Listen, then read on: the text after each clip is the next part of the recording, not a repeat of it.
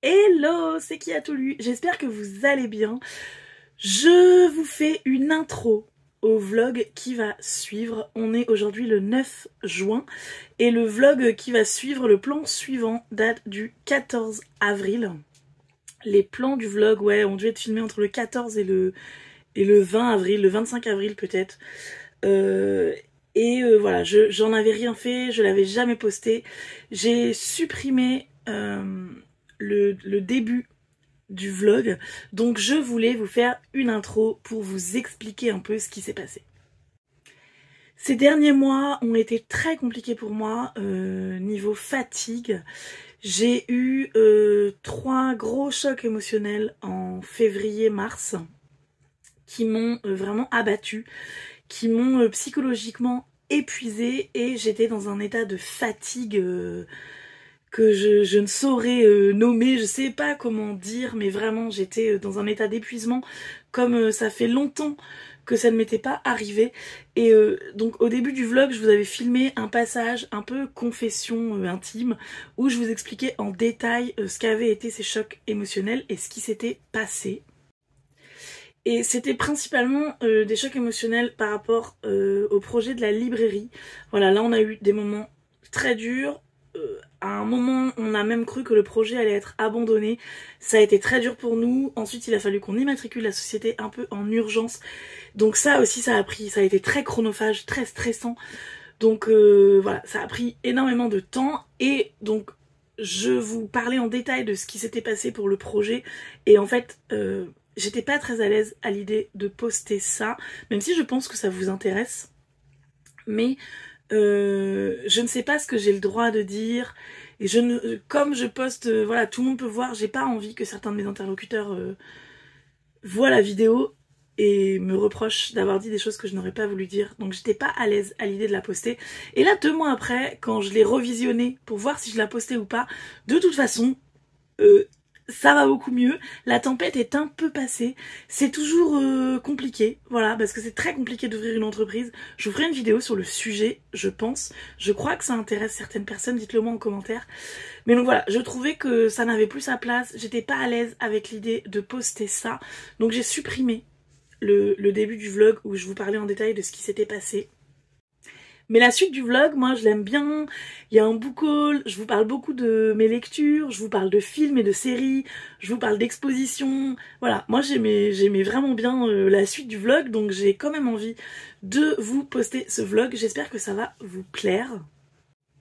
Je vais revenir vite, enfin j'espère, avec mon bilan lecture de avril et mon bilan lecture de mai. J'ai encore lu beaucoup de choses et puis j'espère aussi peut-être avec un nouveau vlog prochain pour vous raconter où j'en suis.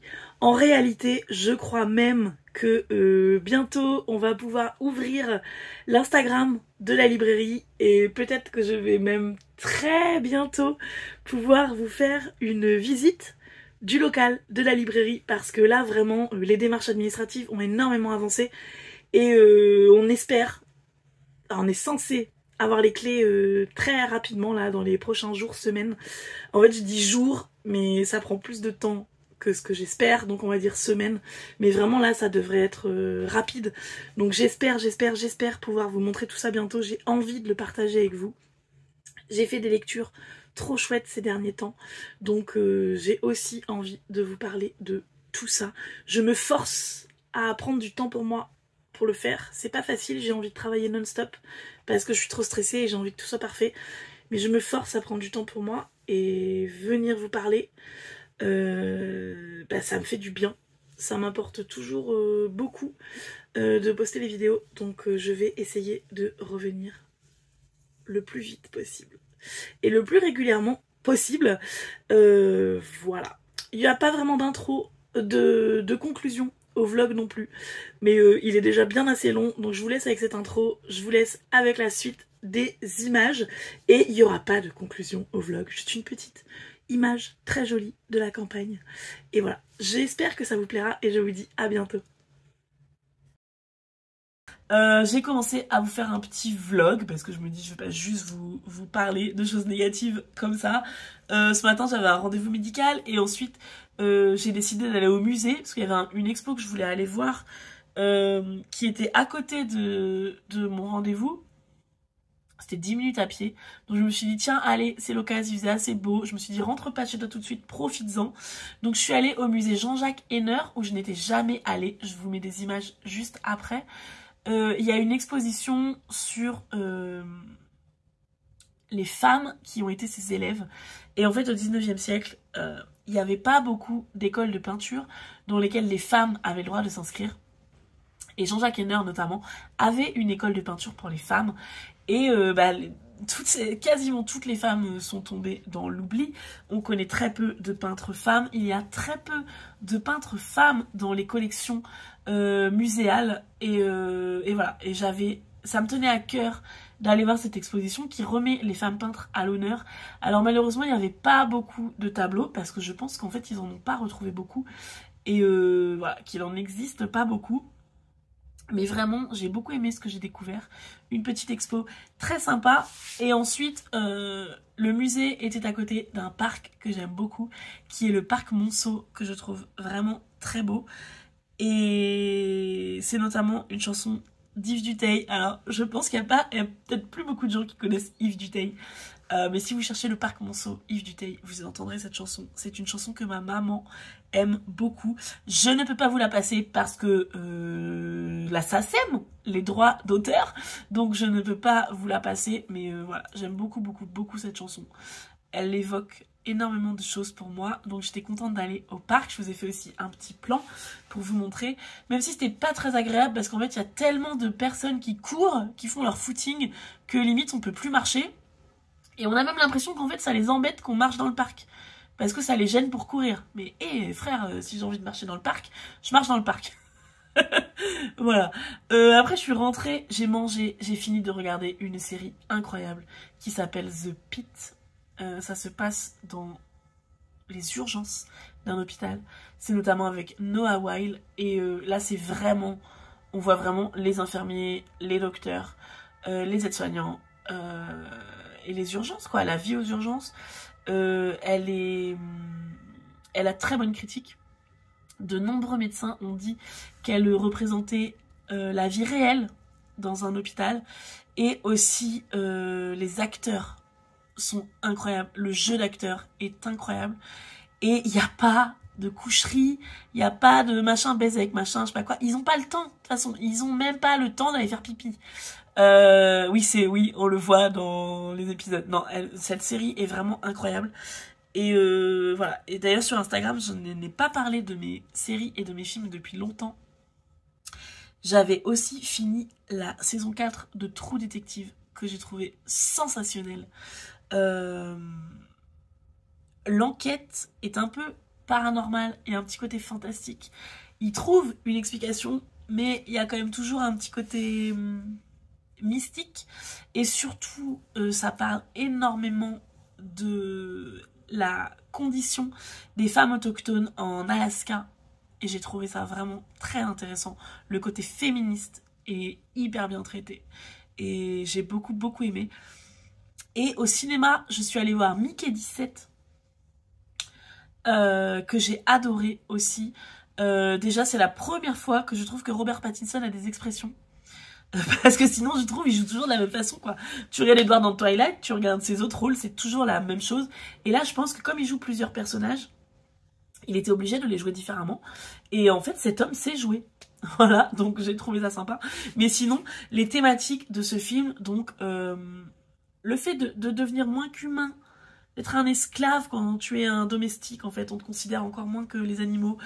La montée du totalitarisme, la haine raciale. Vraiment, j'ai tout aimé dans ce film. J'ai trouvé ça génial. Voilà. Je crois que j'ai un peu tout dit. Oui, je crois que j'ai dit un peu tout ce que je voulais vous dire. je lis encore, alors beaucoup plus lentement, mais je lis. Parce qu'en fait, la lecture, c'est un peu ce qui me reste là. C'est un peu le seul... Parce que j'ai l'énergie de rien faire, mais la lecture, comme c'est devenu un peu un refuge, une fois que je lis, je ne pense plus à mes problèmes ça me vide la tête, ça me détend. Et du coup, j'ai vraiment continué de lire, mais j'ai à peine réussi, vous voyez, même à aller voir Instagram et tout, j'y arrive pas. Là, je me suis inscrite sur un challenge pour les imaginales. Et en fait, il y a un Discord et les gens ils parlent trop. Et en fait, ça m'angoisse. Tout m'angoisse en fait. Je suis dans un état de stress incommensurable, innommable. C'est peut-être des mots un peu trop forts. Mais voilà. Oui. Aujourd'hui, j'aimerais filmer la vidéo de mon bilan lecture du mois de mars. Mais j'arrive même pas à parler parce qu'en fait, trouver les mots que je veux dire, c'est compliqué quoi. Donc j'aimerais tourner cette vidéo, mais je ne sais pas si je vais avoir le courage. Mais en tout cas, je vais vous filmer ce petit vlog. On verra où ça va. J'aimerais ranger les livres dans ma cave parce que ils sont pas assez facilement accessibles. Donc je pense que je vais essayer de faire ça dans la semaine et vous emmener avec moi, vous montrer ma cave, vous montrer où est ma pile à lire parce que c'est un chantier et ouais vraiment c'est pas bien rangé et je voudrais les rendre plus accessibles. Et peut-être, non j'allais dire peut-être réécrire sur les cartons parce que comme dans les cartons du coup c'est rangé par thème, écrire sur les cartons ce qu'il y a dedans. Mais je trouverais ça dommage, parce que ça enlèverait de la surprise. J'ouvre un carton, je prends un livre. Si je sais déjà à l'avance que c'est la thématique. Ah, je ne sais pas, c'est compliqué. On verra. Bon, pour le moment, je sais pas. Je crois que je vais peut-être essayer d'aller faire une sieste en écoutant un livre audio. En ce moment, j'écoute Les 7 maris d'Evelyn Hugo de Taylor Jenkins Reid. Je m'ennuie. Oh là là là là là là. Je trouve ça nul. Je trouve ça nul. En fait, déjà, ce qui va encore, c'est que la grande révélation que j'avais compris dès le départ, je me suis dit, oh, mais vas-y, mais je vais pas écouter 11 heures d'un livre audio pour que, au bout de 10h30, elle me dise, ah là là, grande révélation, alors que j'avais compris depuis le début. Donc non, au bout de 3 heures d'écoute, c'est quand même déjà pas mal, vous me direz, mais je ne sais pas ce que ça représente en termes de pages. Ça se trouve, en termes de pages, c'est seulement 100 pages. Je ne sais pas. On nous fait cette révélation. Donc déjà, je me suis dit, ah, bon, au moins, je vais pas attendre tout le livre. Mais ouais, je m'ennuie, je trouve ça mal écrit. En fait, je crois que je l'avais déjà dit, j'aime vraiment beaucoup les descriptions dans les livres. C'est vraiment ce qui me permet de m'immerger, j'adore ça. Et sinon, en fait, je trouve ça plat. Je trouve ça insipide. Et là, en fait, bah, il n'y a pas de description dans ce livre. Et j'ai l'impression d'écouter du Joël Dicker. Donc, voilà, je m'ennuie. Je m'ennuie. Et à côté de ça, je lis un gros pavé écrit tout petit. Alors que c'est l'école des loisirs. Mais tous les écoles de loisirs que j'ai lues dernièrement, ils sont tous écrits tout petits. C'est une autobiographie d'un auteur chinois qui s'appelle Liu Gongxin, je crois. C'est le dernier danseur de Mao. Donc c'est un monsieur qui raconte comment il est devenu danseur étoile pour Mao Zedong. Donc là, pour le moment, j'ai suivi son enfance dans la campagne chinoise, son point de vue sur ce que c'est de grandir sous une dictature communiste. Et j'aime beaucoup. Je pense, ça c'est une vidéo que j'aimerais vous faire parce que... Et c'est compliqué. J'aimerais vous faire une vidéo sur un thème parce que je pense que je suis en train de découvrir une de mes nouvelles thématiques préférées, un de mes nouveaux tropes préférés, qui est les points de vue d'enfants dans les livres. Parce que là, depuis le début de l'année, j'en ai lu plusieurs. Et j'adore en fait la façon quand c'est raconté du point de vue de l'enfant. Et à chaque fois, donc il y a eu des autobiographies et il y a eu Zephyr Alabama de... Oh, je sais plus, je vais vous le mettre là. Zephyr Alabama qui, je pense, est quand même un peu autobiographique. Je pense qu'il y a quand même un peu de part de son enfance dedans. Et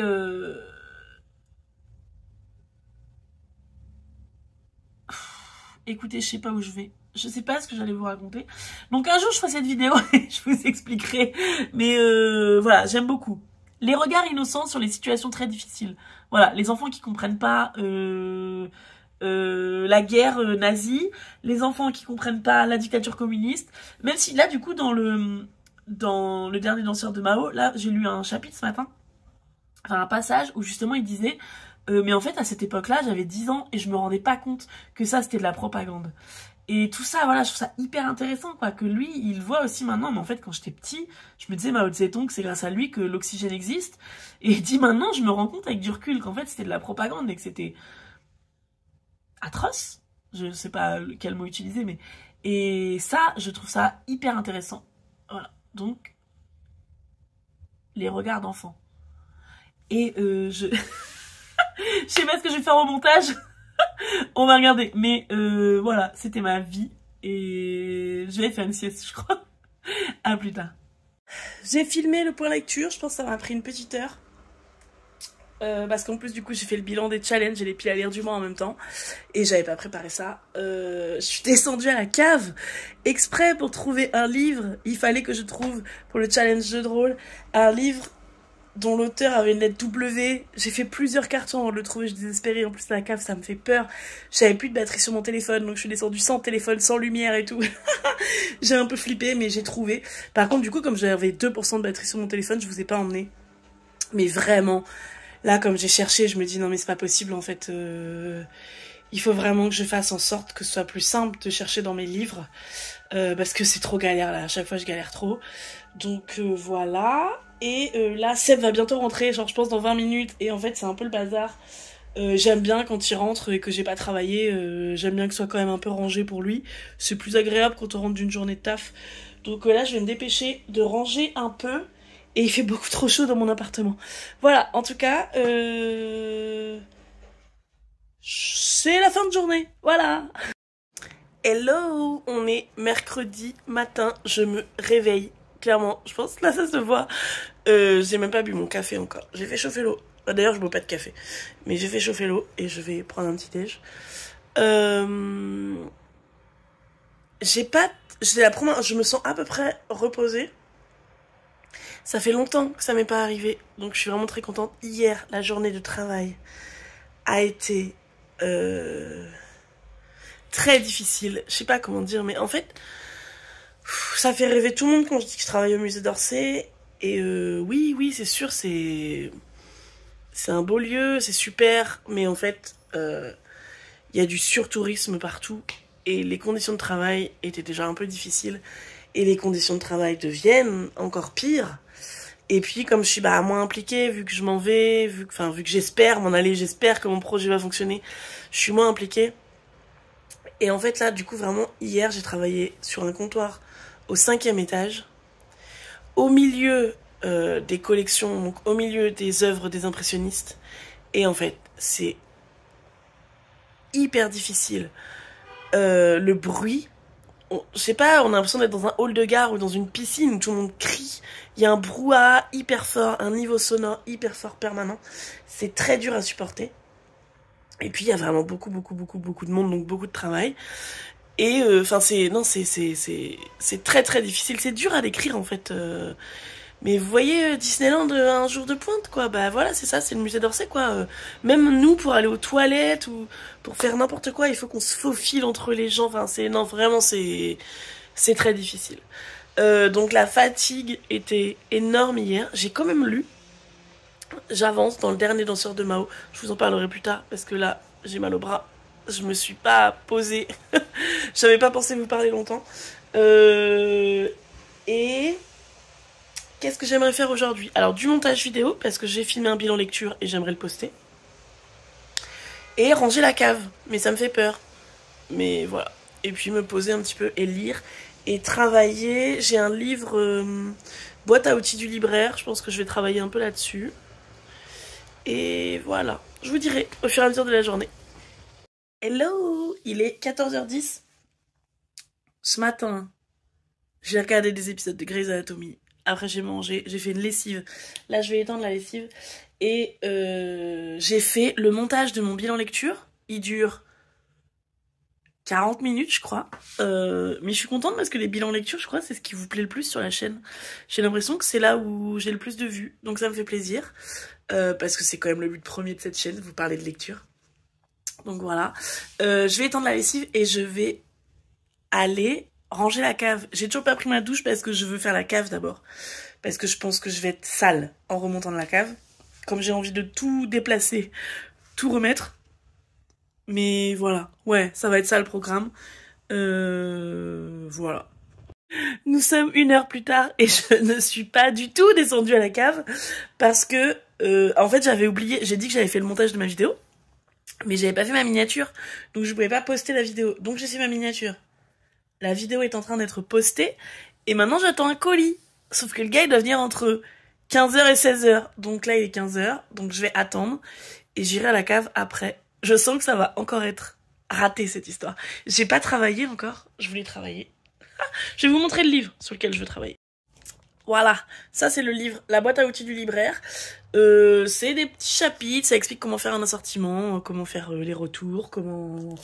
Je sais pas, j'ai pas encore tout lu. La rotation, la signalétique, ouais, il y a plein de petites choses, ça me permet de réviser un peu. Il donne des petites astuces auxquelles j'avais pas forcément pensé. Ça fait 10 ans, 15 ans que j'ai eu ma formation, donc il y a évidemment des outils qui ont évolué, des choses beaucoup plus pratiques que quand j'ai fait ma formation. Donc voilà, ça me permet de me remettre ça en tête. Mais c'est sûr que je vais rien faire de tout ça aujourd'hui. Oh, c'est pas bien. Il me reste demain de repos pour travailler, j'avais quand même besoin de me reposer. Donc voilà, il faut s'écouter aussi. Et puis voilà, c'était une semaine de gros stress. Je vous ai expliqué normalement dans l'intro. Donc ça me fait aussi du bien de prendre du temps pour moi. Voilà. C'est tout pour le moment. Bon, ça y est, c'est bon. Je descends à la cave. Il est 16h30. C'est beaucoup trop tard. Finalement, j'ai regardé un épisode de Doctor Who. De la saison 2, le dernier épisode qui est sorti. Donc ça m'a repris du temps. J'ai traîné. Poster la vidéo, en fait, ça avait pas fonctionné. Donc il a fallu que je recommence. Je sais pas, ça buguait. Donc voilà. Et puis après, j'ai traîné parce que j'avais la flemme et que j'ai pas du tout envie d'aller à la cave. Mais c'est bon, ça y est, on y va. Ce soir, on va dans un bar à jeux avec des potes. Donc j'ai pas trop le temps. Puis j'ai pas envie de passer 12 heures à la cave. Donc là, je vais voir combien de temps ça me prend. Comment on avance. On va voir. Donc voilà, ça c'est la cave. Donc vous voyez là, il y a des cartons de livres. Et derrière, il y a une table en fait, où les cartons sont posés. Et voilà quoi, c'est un peu trop encombré. Donc, pour reprendre face pour vous parler, il n'y a pas de lumière à l'intérieur de ma cave en plus.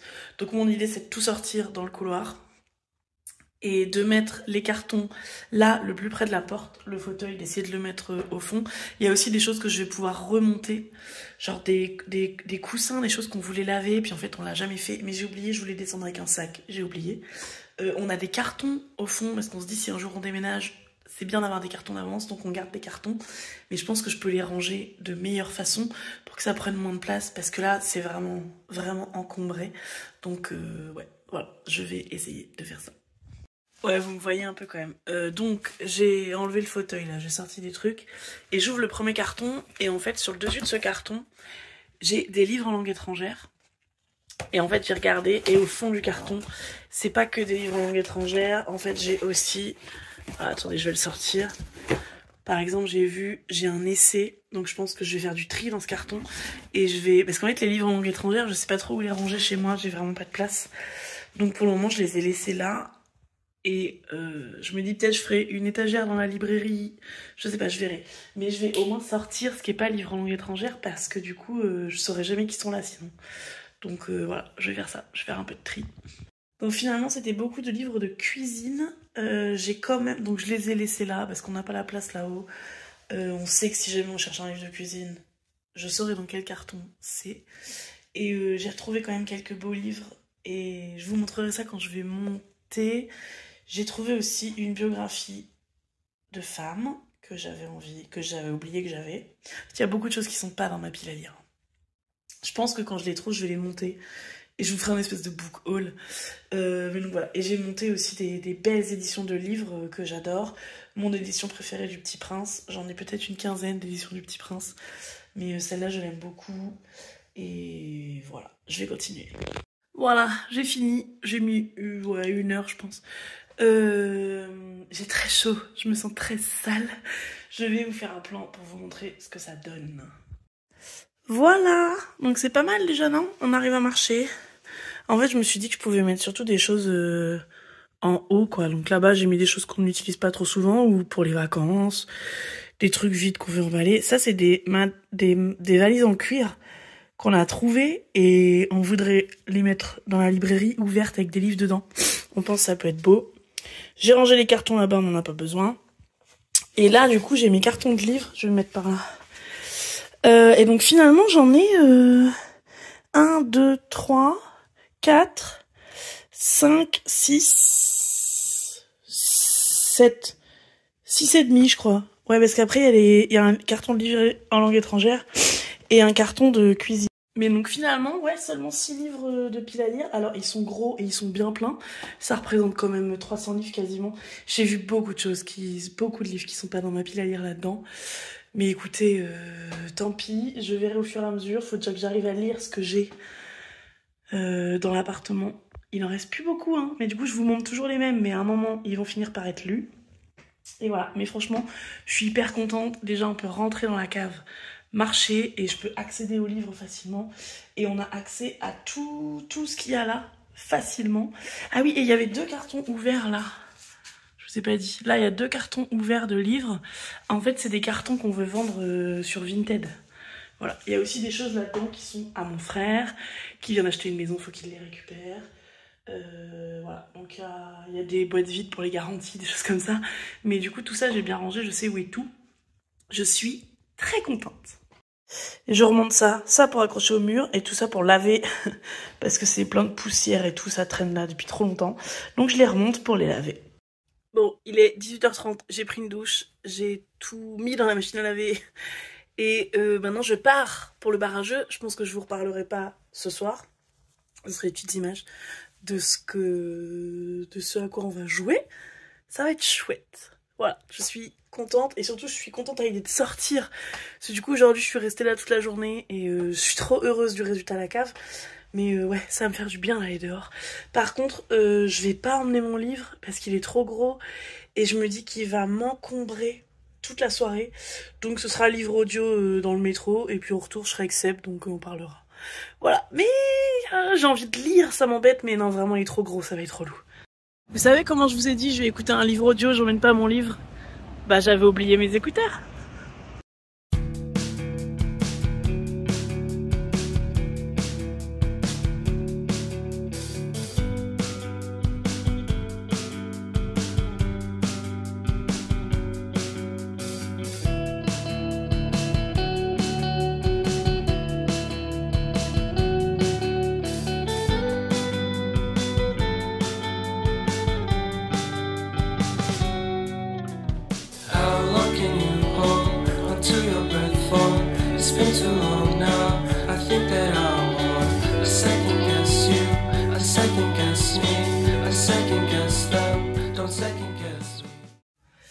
Hello, on est jeudi après-midi.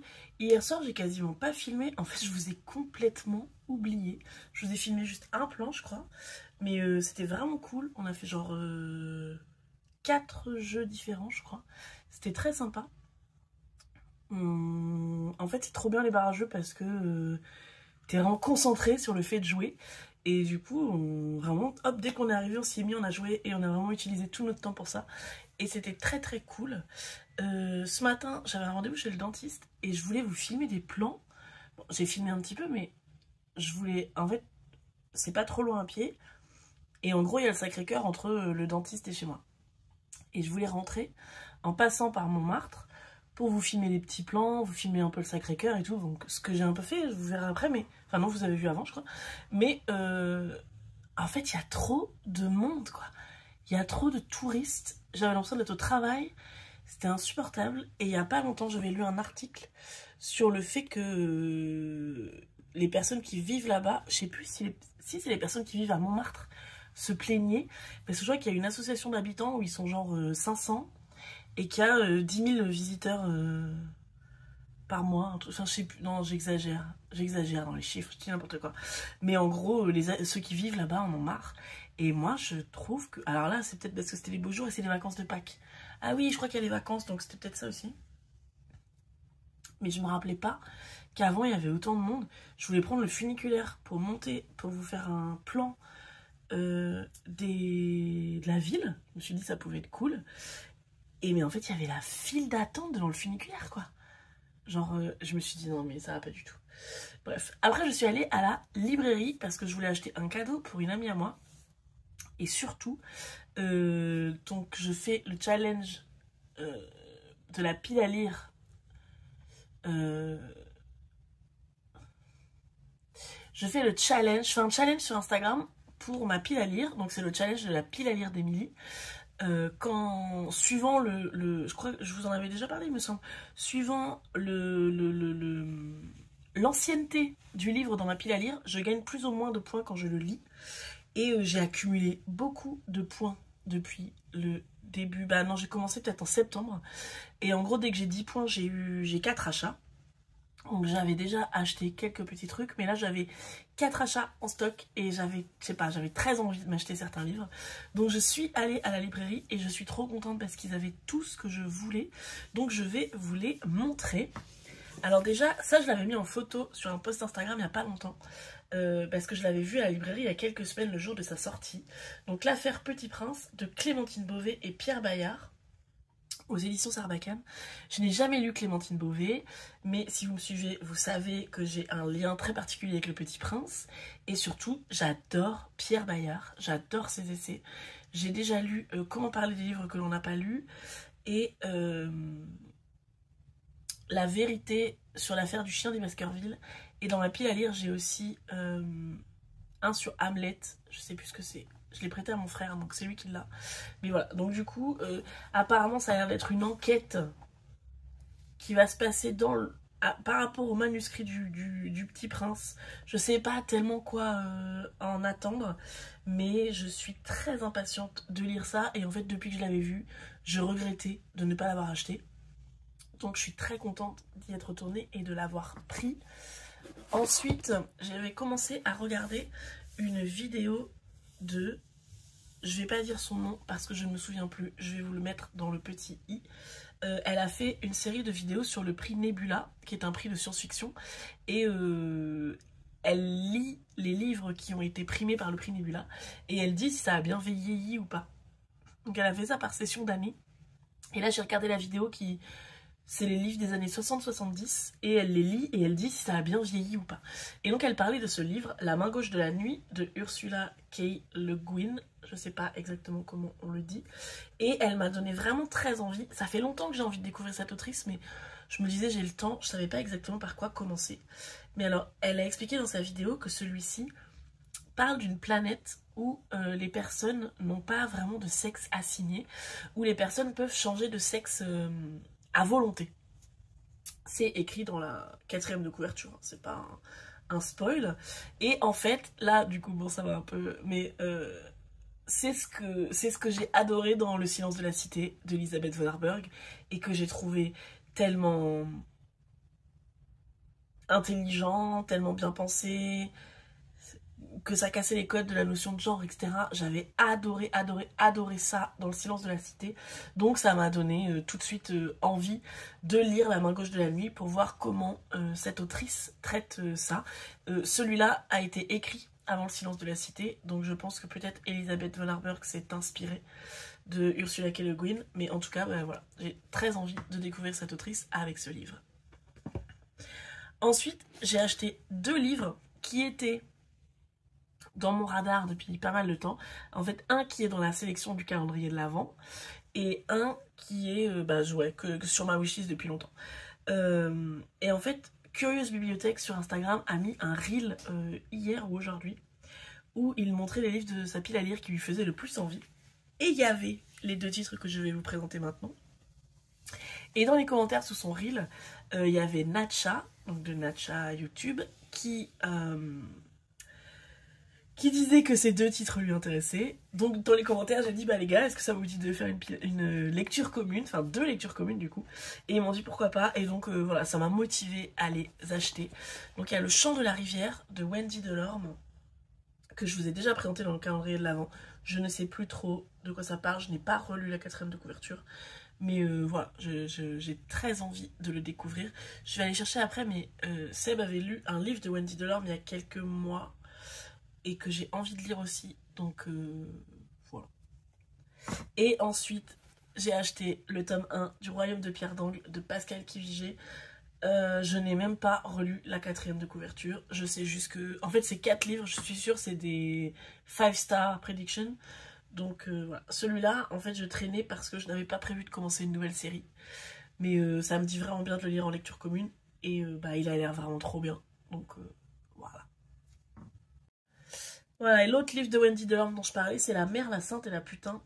Une autofiction, ils disent une autofiction queer d'amour passionnel. Et donc, voilà, elle va parler des 3 visages, 3 états d'être de la féminité imposée ou revendiquée. Et Seb m'a dit que ça se lisait très vite et qu'il y avait des choses très intéressantes dedans. Donc j'ai aussi envie de découvrir ça. Je vais l'ajouter à mes livres à lire. Voilà, sinon bah, j'ai pas dormi encore cette nuit parce que j'étais stressée. Parce que du coup hier soir avec les potes on a parlé de un peu toutes nos péripéties juridiques là, et ça m'a remis le stress. Donc là cet après-midi j'ai fait une sieste. Ça m'a fait du bien. Et je sais pas ce que je vais faire maintenant. Faudrait que je travaille un peu je pense, mais en fait ça me stresse de travailler. Donc voilà, je sais pas. Je vais voir ce que je vais faire. Ah, et ce soir je vais boire un verre avec une pote, donc je sais pas si je vais en reparler, mais j'essaierai de vous faire un peu des plans. Mais je vais sûrement encore vous oublier, je suis désolée.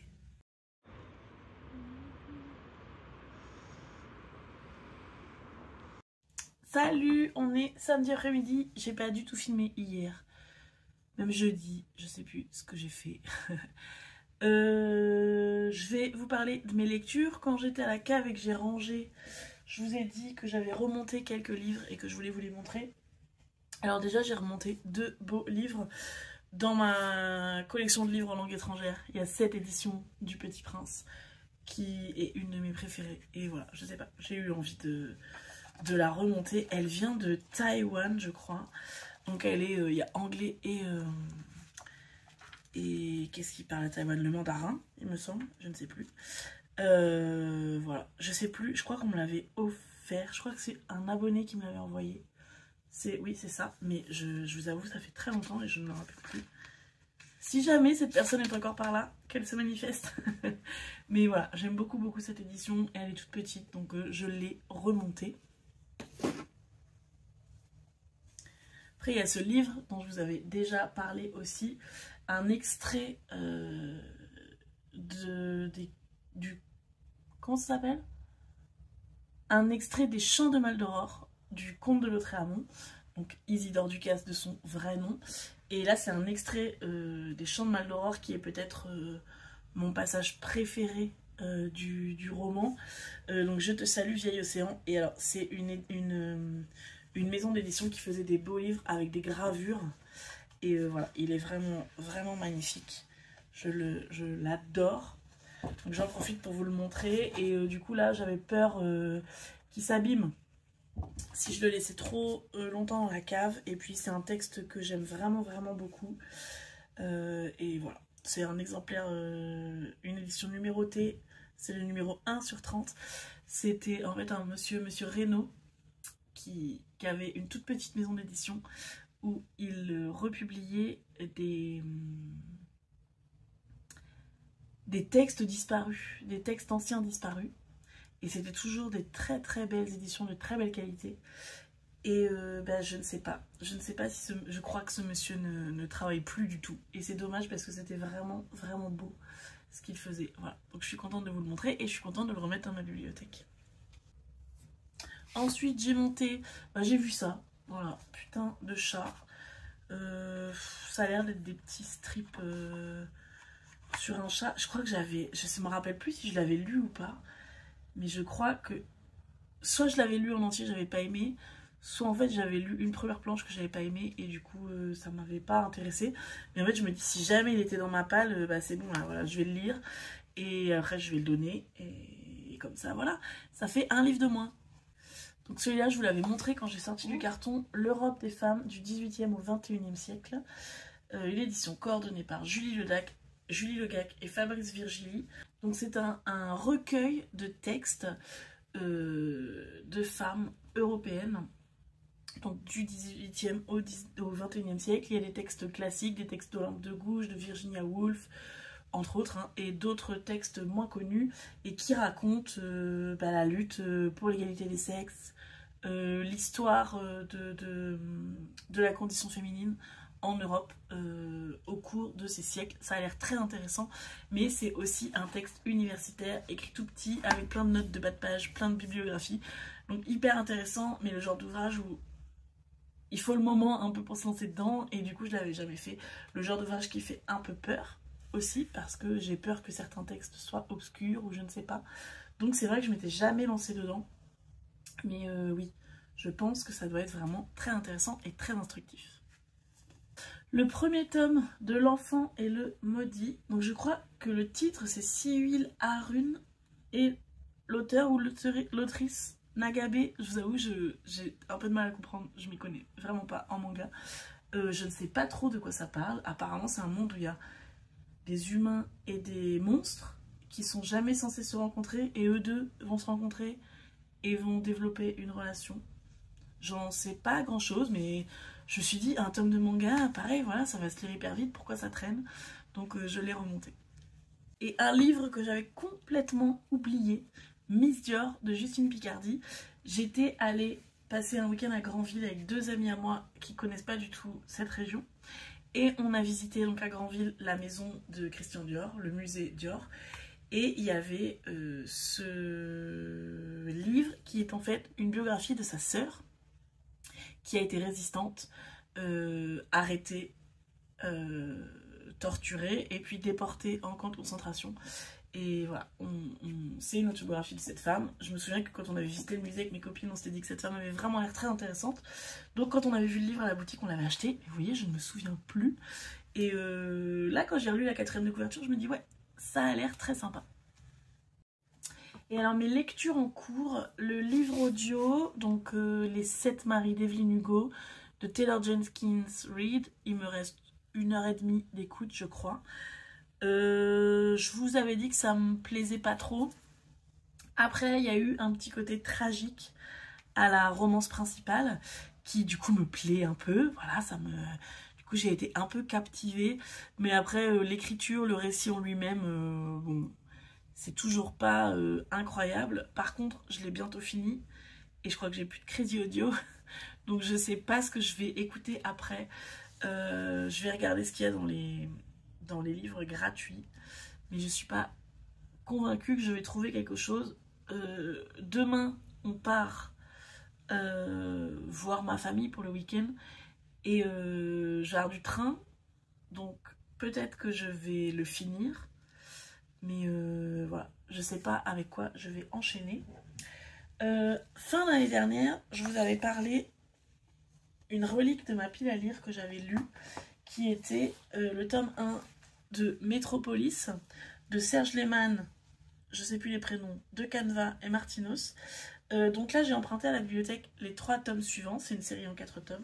J'ai déjà lu le 2 et le 3, et j'aimerais lire le 4 cet après-midi pour finir. Si vous vous souvenez, et sinon je le redis, le tome 1, j'avais trouvé ça assez étrange, dans le sens où on avait l'impression que l'histoire n'était même pas commencée. On avait l'impression que c'était un livre qui avait été coupé en plein milieu d'un truc n'importe où, et on comprenait pas trop le sens ni rien de l'histoire. Je trouve que les tomes suivants c'est la même chose.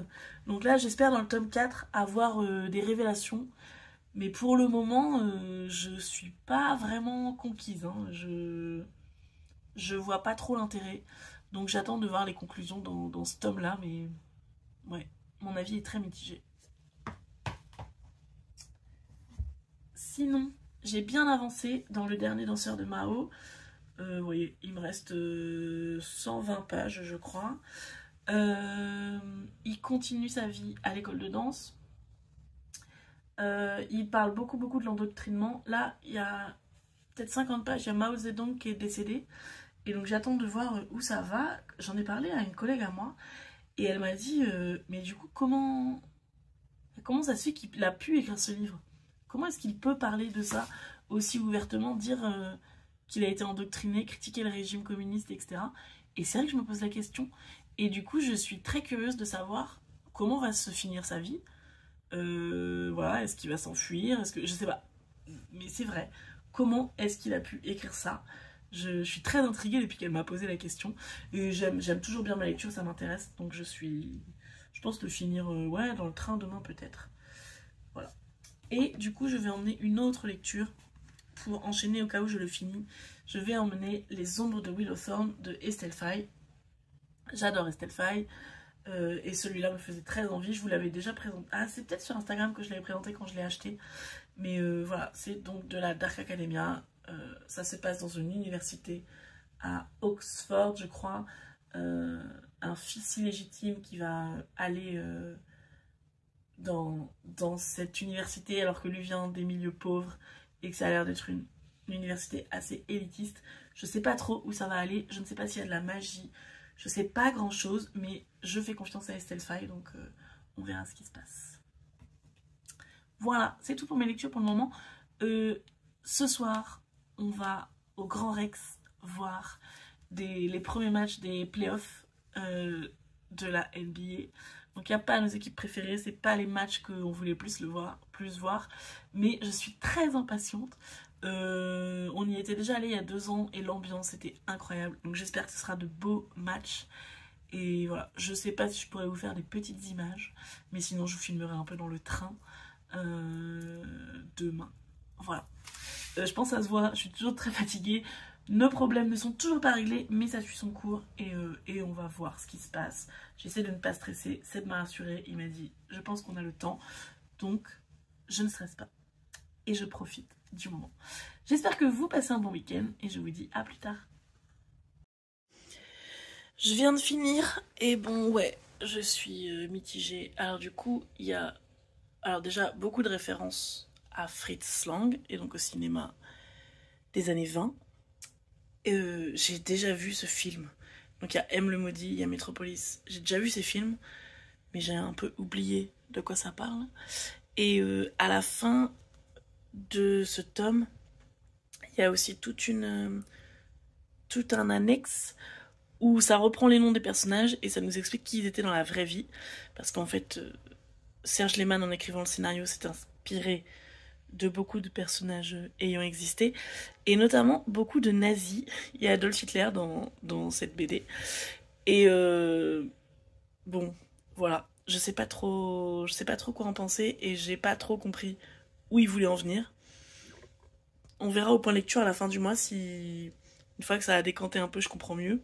Mais là, pour le moment, je suis vraiment paumée.